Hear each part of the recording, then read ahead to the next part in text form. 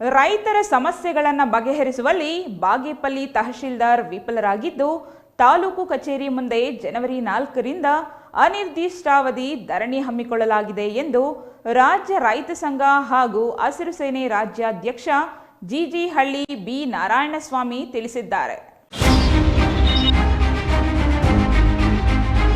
ಬಾಗೇಪಲ್ಲಿಯ ರಾಘವೇಂದ್ರ ಸ್ವಾಮಿ ದೇವಾಲಯದ ಆವರಣದಲ್ಲಿ ಪತ್ರಕರ್ತರೊಂದಿಗೆ ಮಾತನಾಡಿದ ಅವರು, ತಾಲೂಕಿನ ರೈತರ ಸಮಸ್ಯೆ ಇತ್ಯರ್ಥವಾಗದ ಕಾರಣ ಜನವರಿ 4ರ ಗುರುವಾರದಿಂದ ಸಂಘಟನೆಯಿಂದ ತಾಲೂಕು ಕಚೇರಿ ಮುಂದೆ ಅನಿರ್ದಿಷ್ಟಾವಧಿ ಧರಣಿ ಹಮ್ಮಿಕೊಳ್ಳಲಾಗುವುದು ಎಂದರು.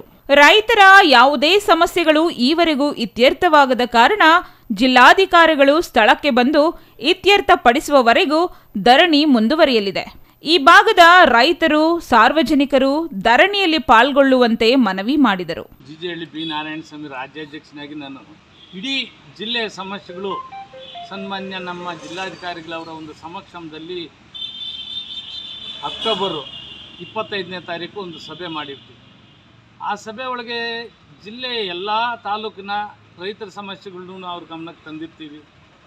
ಈ ಒಂದು ಬಾಗೇಪಲ್ಲಿ ಕ್ಷೇತ್ರದಲ್ಲಿ ಈ ತಹಸೀಲ್ದಾರು, ಈ ತಾಲೂಕು, ಚೇಳೂರು ಹೊಸ ತಾಲೂಕು, ಗುಡಿಬಂಡೆ ತಾಲೂಕು ಎಲ್ಲರೂ ಒಂದು ಸಭೆ ಕರೆದು ಈ ಸಮಸ್ಯೆಗಳನ್ನ ಇತ್ಯರ್ಥಪಡಿಸುವಂಥ ಒಂದು ಚರ್ಚೆ ಮಾಡೋಣ ಅಂತಂದ್ವಿ. 2 ತಿಂಗಳು ತೆಗೆದುಕೊಂಡ್ರು.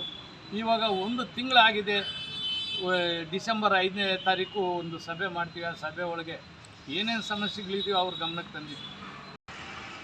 ಹಲವಾರು ಜನರು ತಿರುಗಾಡಿ ಇವತ್ತು ಆ ತಾಲೂಕು ಆಫೀಸಲ್ಲಿ ಯಾವುದೇ ಕೆಲಸ ಕಾರ್ಯಗಳು ನಡೀತಾ ಇಲ್ಲ ಈ ತಹಸೀಲ್ದಾರ್ ಬಂದ ಮೇಲೆ. ಅದಕ್ಕಾಗಿ ಏನೇನು ಸಮಸ್ಯೆ ಇದ್ರೂ ಇಡೀ ಈ ಒಂದು ಕ್ಷೇತ್ರದ ವ್ಯಾಪ್ತಿಯಲ್ಲಿ ಈ ತಾಲೂಕಿಗೆ ಹಾಗೂ ಚೇಳೂರು ಹೊಸ ತಾಲೂಕಿಗೆ ಸಂಬಂಧಪಟ್ಟಂಥ ರೈತರು, ಸಾರ್ವಜನಿಕರು ಏನೇನು ಸಮಸ್ಯೆ ಇದ್ರೂ 4ನೇ ತಾರೀಕು ನಾವಲ್ಲಿ ಧರಣಿ ಕೂತ್ಕೊತಾ ಇದ್ದೀವಿ.